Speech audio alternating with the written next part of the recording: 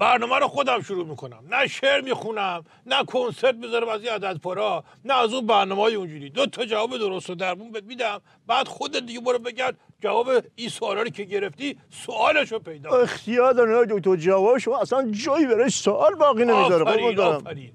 جواب سوال اولت اینه که بدبخت بیچاره خب اگه زورش میرسید اینطوری 4 دست و پا گیر نمیکرد. دکتر وضعیت تلگرامو میگین که مقام عظما به جای اینکه با قانون مرگ یه بار شیونم یه بار بره سراغش، یه روز میگه داستانش اقتصادی و به ریشش میخندن، یه روز میگه چون شده پیام رسان غالب دوباره بهش میخندن، آخرش هم عقب نشینی میکنه. نه اینو که قبلا مفصل راجبش صحبت کردیم. حمایت از کالای ملی رو میگی؟ نه چه ربطی داره به حمایت کالای ملی؟ آخه اینم اولش کلی با هارت و پوت وارد شدیم، برنج هسته‌ای تراریخته تبلیغ کردیم، بعد معلوم شد سرطانزا. نه بابا اینطوری که نمیشه همینجوری مشکلات رو کشف کنی که همه عین همه.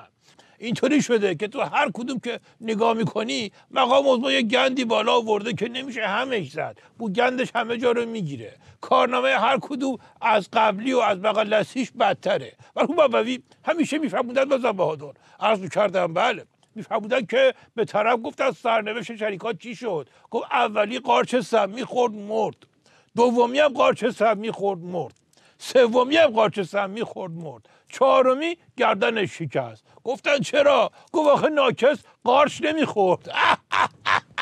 روشن شد یا برفستم به سراغ قارچ سمی. دکتر اگه هیچ کدوم اینا نیست پس حتما ارز رو میگین که مرز 6000 تومان هم رد کرد. طوری شده که میری تو صف برای خرید دلار 5500 تومانی، تا نوبت برسه به تو میشه 6000 تومان، تا تو پولاتو بشپری و بخوای بدی شده 6100 تومان. البته آیه دکتر آیه نوبخت دستور دادن سریع بیاد پایین و خودش رو 4200 تومان تثبیت کنه آیه دکتر. آره ارزم گفتش که به روی چشم، منتظر دستور و اوامر شما بودم. ارواح عمش عمه ارز رو میگیره. نه بابا تو هم با این هوشت نوبخت رو دارم میگم که اگه گوله بخوره تو مغزش 3 روز طول میکشه تا بمیره، چون تو اون 3 روز گوله بدبخت داره دنبال مغز میگرده پیدا نمیکنه که. خودمونیم. یکی از خوبیای برنامه تو هم اینه که آدم وقتی توش شرکت میکنه دیگه پیر نمیشه. لطفا دکتر چون که یا دغمرگ میشه یا سکته میکنه میمیره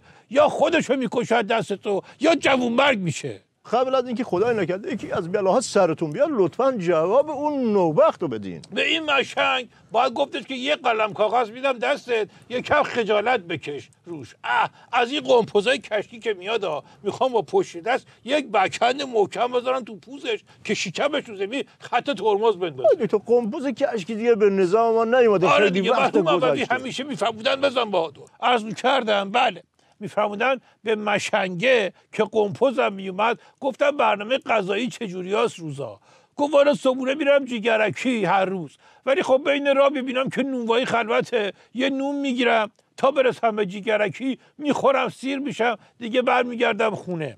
ظهرا میرم کبابی تا برسم به کبابی میبینم نونوایی خلوته 2 تا نون میگیرم تو راه میخورم سیر میشم شکم من پر میشه دیگه برمیگردم خونه. بهش گفتن خب شبا شام چی میخوری؟ گفت بابا خدا خیرتون بده، آدمی که صبح جیگر مفصل بخوره ظهرم سیر کباب بخوره مگه دیگه جا داره که شامم بخوره؟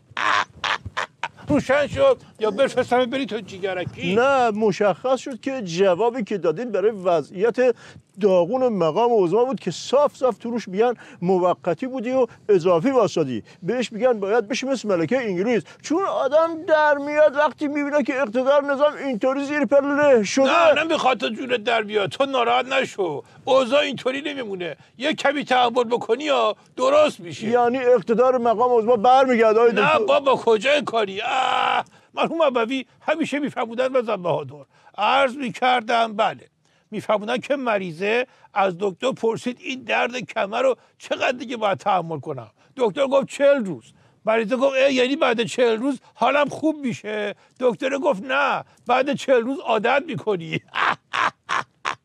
اقلا این مشنگای دوروبریش دیگه خسته میشن از این دفاعهای کشکی مشنگی که از حمله بدتره براش نمیکنه. فهمید آقای دکتر؟ این صدیقی رو میگی که اومد دفاع کنه، گفت آقا دلبره، خجالت هم نمیکشه. مشنگ تو برو گریه‌تو بکن، چه کار به یه حرفا داری؟ همیشه میاد شلیک بکنه ولی به جای اینکه به هدف شلیک بکنه میزنه تو پک و پوز خود عظما یا تو پای عظما. مرحوم انبوی همیشه میفرمودن بزن بهادر.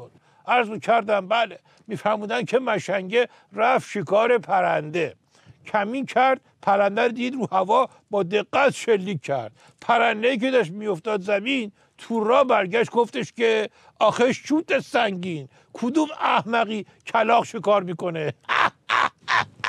روشن شد یا بفرستمت شکار کلاغ؟ تو البته من به کلاغ ارادت خاصی دارم. منم دارم، نه به خاطر سیاهیش، به خاطر یه رنگیش. آقای دکتر چی باقی موند از مقام عظما؟ دیگه حتی دلواپسا به جای اینکه خفقون بگیرن و اطاعتش بکنن شروع کردن مدیریتش میکنن.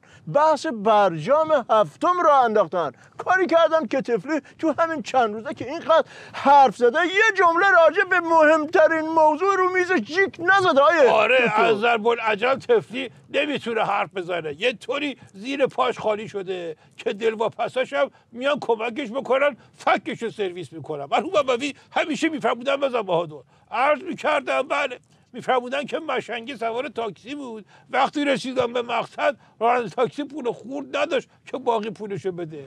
گفتش که اشکال نداره عزیز جان، به جاشه که میبرم جلوتر، اونجاها اون دور پیادت میکنم.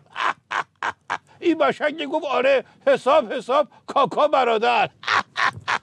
روشن شد یا بفرستم جلوتر پیاده شی؟ معلومه پیاده میشم. یه کمی دیگه بریم جلوتر، فک برای مقام عظما نمیذارم. من نمیذارم بابا، دیدی که اول برنامه که دیگه من یه جواب کلی دادم. بابا این همه رو تو حساب کرده میزنی ایرا بشو. چیزی برای باقی نداشت.